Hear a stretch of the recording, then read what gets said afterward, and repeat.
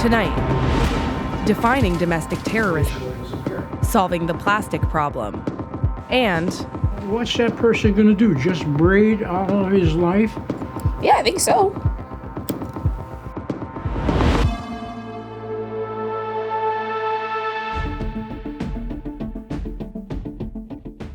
Rudy Giuliani's debut as Trump's legal eagle isn't going great. That was money that was paid by his lawyer, the way I would do out of his law firm funds or whatever funds, doesn't matter.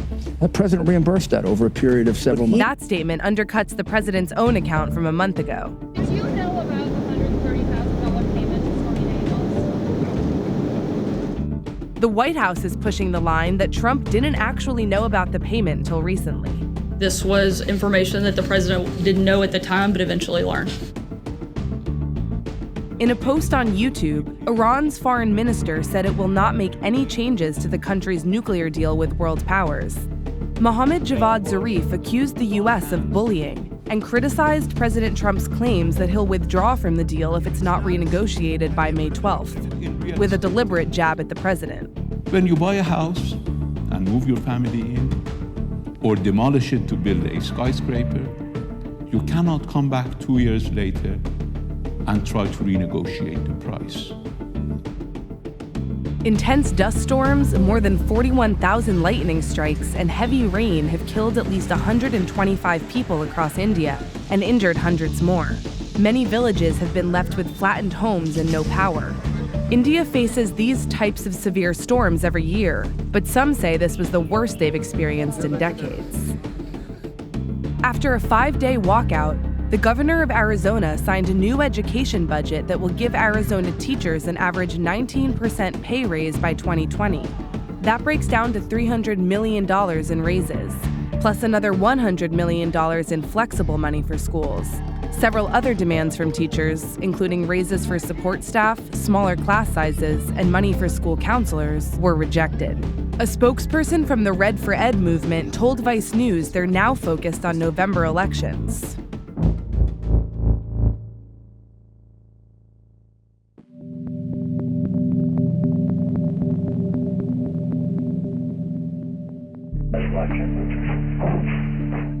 On February 15th, just one day after the Parkland school shooting, police in Fairhaven, Vermont arrested 18-year-old Jack Sawyer for plotting to shoot up his old high school. That's what happened 2 years ago. It was like I was going to shoot up the school, then I went to treatment. But throughout the entire time of treatment, I've still been thinking about it, so it's just been postponed. Like, they don't understand that I'm patient. Like, I can wait. Right. It will happen. Not necessarily. Like, unless, like, something in my head changed. Like, as we sit here today, yeah, it will happen at some point. Yeah. Is that I what don't you're telling necessarily me? want to say that because Right. it doesn't put it on my heart. Sawyer kept a journal describing in detail how he planned to kill as many people as possible. He bought a shotgun legally and also tried but failed to buy a handgun on the dark web. Sawyer was charged with attempted murder, but his actions didn't meet Vermont's unusually high bar for proving attempt. And in late April, the state Supreme Court forced prosecutors to drop the most serious charges. Sawyer pled not guilty to the rest. That meant he could get out on bail, and that sent Fairhaven into a panic. The day before Sawyer's release, we met with school administrators who had just spent more than $100,000 on new security measures. One example is this wall actually used to be a glass wall, so we, installed sheetrock. What's the idea behind that? That it's not glass and you can't, if something's occurring in the classroom next door, you can't readily see into this classroom. Because of this, you do active shooter drills. I mean, that's the climate across the nation now. Even just doing the drills added an element of anxiety to everyone, but now it makes it that much more real. How did the students and the staff feel knowing that Jack Sawyer might be released? I think folks felt like it was a kick in the stomach, to be quite honest. And I think the overwhelming feeling is that the system has failed us. Within weeks of Sawyer's arrest, Vermont's Democratic legislature and Republican governor agreed to tighten gun laws. Then, Senator Dick Sears went much further. He introduced a bill that defines any act or attempted act of violence against more than one person as domestic terrorism, even if, like Sawyer's planned shooting, it has no ideological motive. So how do we work together on H-25 to get a bill on domestic terrorism? Some people wonder if we should change the title. Domestic terrorism? To mass attacks, but I think at this point... There's just no question that they've been terrorized by this, even though nothing, at this point has come of it. I think in the conventional definition, at least that a lot of people subscribe to, terrorism implies some kind of ideological or political motive. Mm-hmm. But your bill doesn't mention that. No, it's not. It's if you're inflicting terror, making people feel afraid, when students tell me that they, feel like they're sitting ducks in their classroom, that's a form of terror. It doesn't necessarily have to be because of some political bent. Vermont is far from the only state scrambling to address the problem of senseless mass shootings. But if Sears's bill passes, it'll be the only one that legally defines such shootings, or even someone's plans for them, as domestic terrorism. That may solve the Jack Sawyer problem, but it creates new ones. Vermont's bill isn't limited to school shootings. It applies to anyone who causes or tries to cause death or serious bodily injury to multiple people. That gives law enforcement huge discretion to decide who to use the law against. Thank you for inviting me to testify. Michael German, who spent 16 years in the FBI infiltrating neo-Nazis and other far-right armed groups, says giving law enforcement such broad power means they're likely to use it excessively against people they're already inclined to find suspicious, beginning with Muslim Americans and other minorities. I think it confuses the issue totally. It's just the wrong way of looking at this problem, where really what we need to do is take these divisive and ill-defined terms like terrorism and put those exclusively in the political arena. So the discussion that happens every time there's a shooting or some other kind of violent event around, is this terrorism or not, is a discussion that belongs in the realm of rhetoric and politics. But when it enters the realm of criminal law, that's where things get dicey. Right, is that what you're saying? Yeah. Absolutely. I know from my law enforcement experience, police tend to be pretty suspicious of a lot of different people.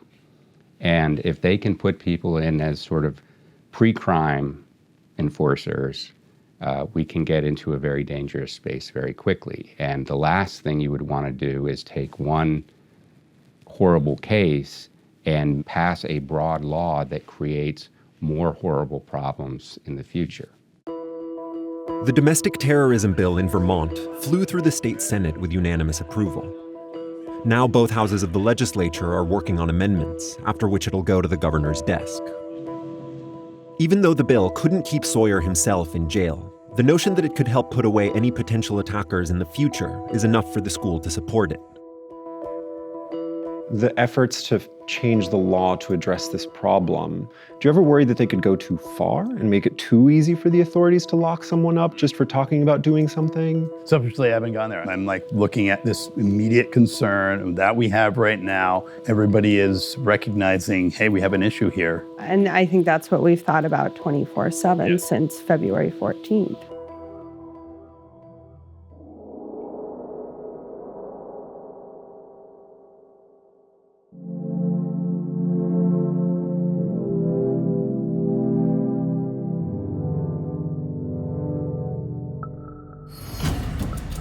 This Sunday, Lebanon will hold elections for the first time in 9 years. And a group the U.S. considers a terrorist organization is expected to gain ground in parliament. Hezbollah has been on the American government's bad side since the 1980s, when it took root as a Shia Islamist political and militant group, fighting Israeli occupation in Lebanon. More recently, Hezbollah has been a key player in the Syrian conflict, working closely with Russia and Iran, its major backer. Together, the three allies have helped shore up Bashar al-Assad and fight other terrorists.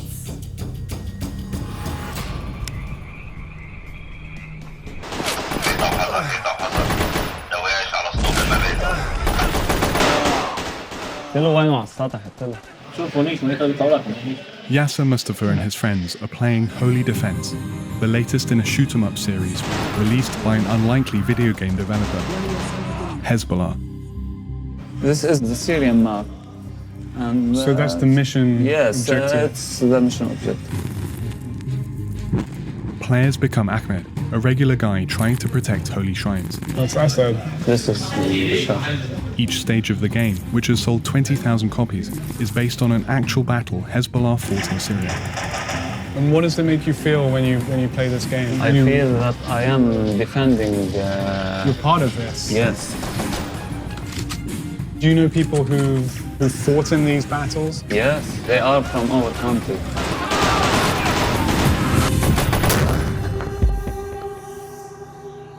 With support from Iran, Hezbollah sent thousands of soldiers to Syria, beginning in 2011, to defend Assad's regime. And in 2014, it started taking on ISIS. It's had a lot of success on those fronts,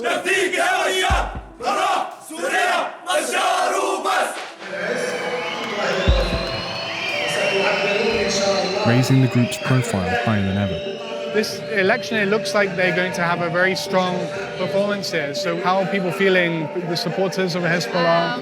We have the total trust in Hezbollah, and we are totally sure that we are going to gain in this election. Some people say that one problem is that the influence of Iran is growing stronger, but we've also heard that there is some Saudi involvement. What is the reality on the ground? We can't say that the neighboring countries don't have a great role. For example, Bashar al-Assad, the president of Syria, Rouhani, the president of Iran, they are supporting Hezbollah by everything they can do. So this is also making Hezbollah more stronger than before. Hezbollah's growing popularity worried Saudi Arabia so much that the kingdom held Lebanon's prime minister for 2 weeks.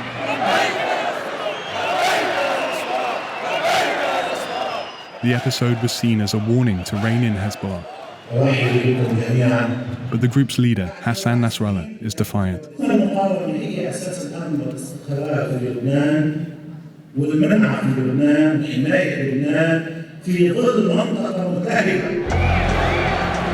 Hezbollah's exploits in Syria have strengthened political alliances at home. In at least 7 districts, almost half the country, other parties, including Christians, are running on Hezbollah-backed tickets. And if they win, that could give Hezbollah much more influence in parliament.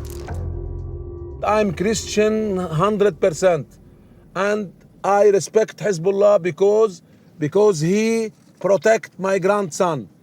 My grandson protected by Hezbollah and the army. Longtime MP Emil Rahmeh is one of the politicians joining the Hezbollah bandwagon. Americans see Hezbollah as a terrorist group. How can say that Hezbollah is terrorist organization and Hezbollah protecting my people? How can combine terrorism with protection? Hezbollah's involvement in Syria, has that been good It's for the Lebanon? most important thing, because the Islamic State of Baghdadi, al-Baghdadi, doesn't respect the borderline of countries. They want to control all over this area. So you're saying Hezbollah had no choice? It was the most important choice, to attack them before they come. But Rahmeh's opponent, Lebanese Forces candidate Antoine Hamshi, believes Hezbollah's gains in the legislature could be dangerous. You still have in Lebanon party that they are holding arms and they can take strategic decisions like war. You're talking like about peace. Hezbollah? I'm talking about Hezbollah. What is the problem with Hezbollah having so much power in Lebanon? It's not a problem. If it's within the democratic system, it's not a problem. But it's not running within the political and democratic system. And this is frightening because you will reach some point where you would ask yourself, is that beneficial for Lebanon or not? And the prospect of Hezbollah coming out ahead worries some for another reason: the possibility that its old enemy Israel could react. These are Israeli tanks from the battlefield? Yes. This is the actual tank from the battlefield? Actually, yes. All Israeli equipment, they use it. They used against the people here in the villages. Museum manager Abu Mustafa thinks a political win for Hezbollah could be Lebanon's best defense. We have one enemy. Israel. The enemy is Israel. They try from year to year to make a war again, but they cannot. What's changed? Everything is a change, I think. The equation completely changed in this region. On 6th of May, this will prove. And 6th of May, and the election day. Yeah.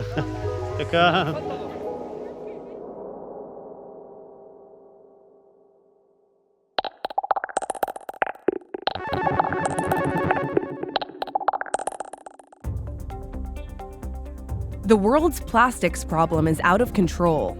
If it keeps piling up, plastics in the ocean could outweigh fish by 2050. Plastic is difficult and sometimes impossible to recycle, and it doesn't break down naturally. But a team of scientists have stumbled on a discovery that could change the way we deal with plastic forever.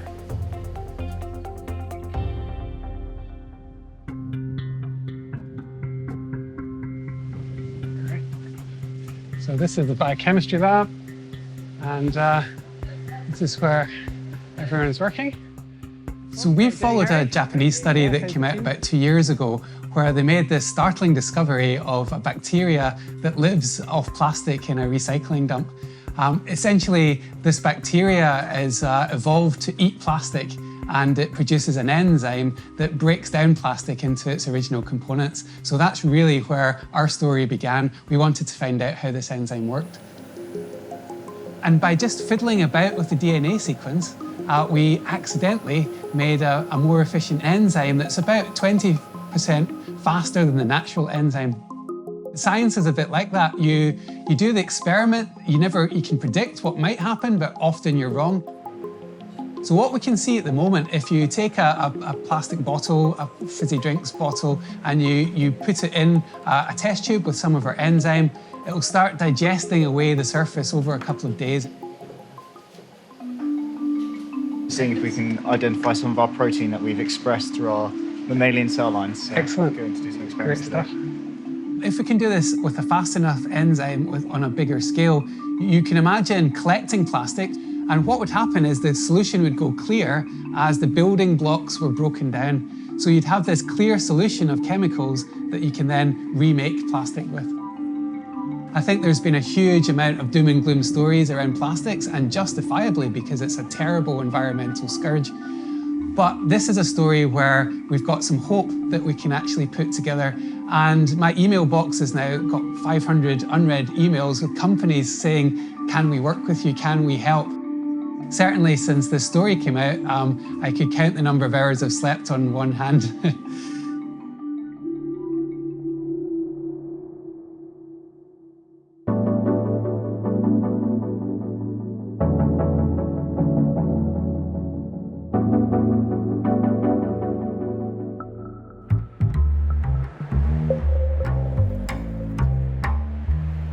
So what is the name of the braids we're doing today? We're doing 2 fisted cornrow. It usually came out called Ghana cornrows. It's Ghanaian. It's Ghanaian cornrow, yes. Okay. Yeah. You want me to show you the 2? Sure, I'll look at it. Anita Yeboah came to the United States in 1999 and has been running her hair braiding business in New Jersey for the past 10 years. It's the main source of income for her and her kids. What do you think? Yeah, I would do 2. You think 2? Okay, let's look at second opinion. To braid hair in New Jersey, you need a cosmetology license. But cosmetology schools mainly focus on cutting, coloring, and styling hair with tools and chemicals. So why didn't you choose to go to cosmetology school? If I really want to do chemicals, I have to go to school and pay for money because you are dealing with chemicals. It's not a joke. When I'm doing your hair, just my comb and my hand. That's it, not too much. How much would it cost you to go to cosmetology school? I had about 15 18. Somebody told me now it's higher, but I don't know how higher it is. 15 or 18 what? To $20,000 just to have the loan to go. Anita doesn't have a cosmetology license. So, according to the state of New Jersey, her practice is illegal. Are you ever afraid that you're gonna get in trouble or gonna get fined by the state because you don't have a license? Most of the time. This is what I want to do to support my family, so sometimes you have to deal with it. Perfect. Nice. Feel pretty fabulous. The New Jersey Cosmetology Board is in charge of regulating hair braiders like Anita, and its executive director is this guy. Each student is put through a vigorous testing process. Now, it's possible Malanga has lots of experience braiding Black women's hair. But we can't say for sure because he and the Cosmetology Board denied repeated requests for interviews with any of its 9 current members. But Peter McCree, who served on the board as recently as 2016, was willing to talk. How long have you been doing hair? How long have I been doing hair? Oh, God. Since Christ was a little boy. Yeah, right.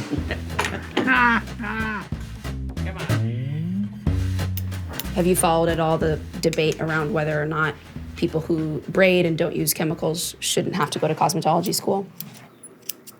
I'm not sure what the question again. Right now, there is a bill being proposed. A lot of the braiders in the state of New Jersey say that they're raised learning how to braid. They don't need anybody to teach them, and cosmetology school doesn't give them anything. It just costs them a lot of money. Would you, as a member of the board, support them? Well, you know what? What's that person going to do? Just braid all of his life?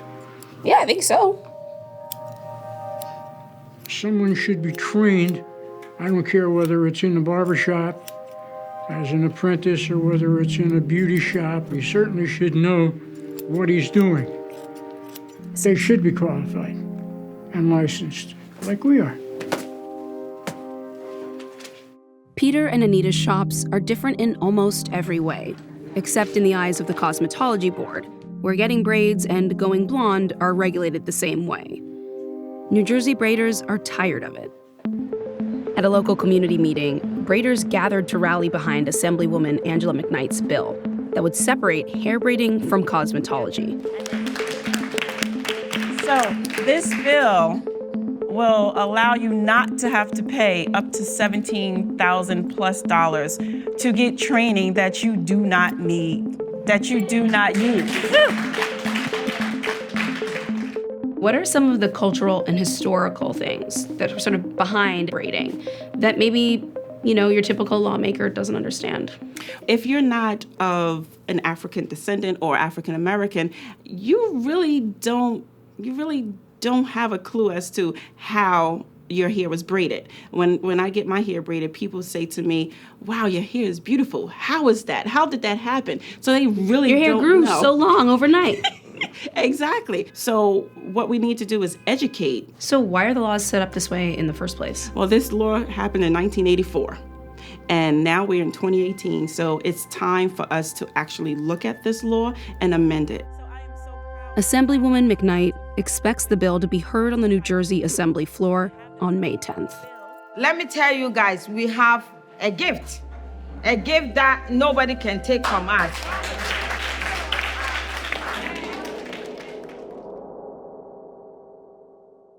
That's Vice News Tonight for Thursday, May 3rd. Season 6 of Vice on HBO continues tomorrow night. Ara Rohingya Zati, Ara Hokkan, Ara Dunyatun Sai. And so where are you sending them? Will